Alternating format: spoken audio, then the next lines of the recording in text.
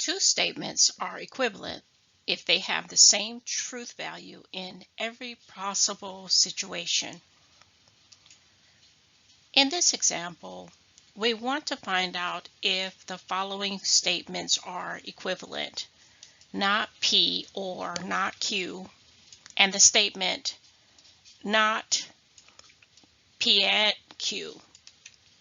All right, so let's go ahead and construct some truth tables here, and we can determine whether these two statements are true or false, these two compound statements.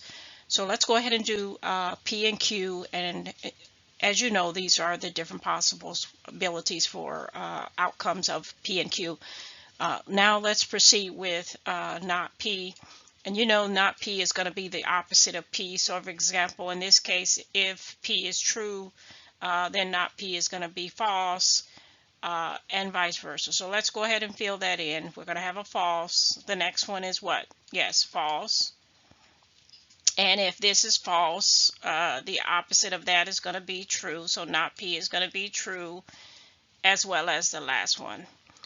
Let's do the opposite of Q, which is not Q. So if it starts with true there, then that means for not Q is going to be a false. So we'll have a false. And then what's the next one? Yes, true.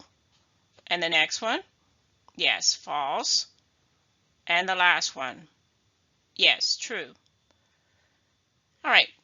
Let's fill in the next row, which is not P or not Q. So remember, or, only one of them have to be true in order for it to be true. So looking at not P or not Q, since neither one of them is true, that's going to be a false.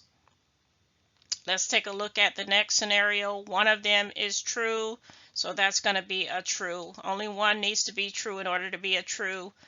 The third scenario there, that's also going to be a true. And of course, the last one, both of them are true, so that's definitely a true. Now let's work on P and Q. Now for it to be and, recall that both of them have to be true in order for it to be true. So looking at P and Q, both of them is true, so you got to get a true there. So the first one is going to be a true. You have a true and a false for all of the last three there. So that's going to be a false, because remember, for and, both of them have to be true. All right, we got that filled out. Now lastly, all we need to do is do the not P and Q.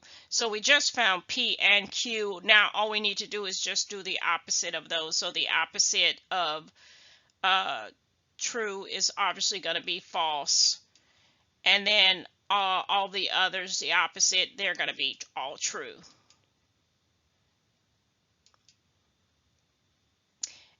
And there we have it. You know, if you look at this, we have not P or not Q. And then over at the end, we have not P and Q.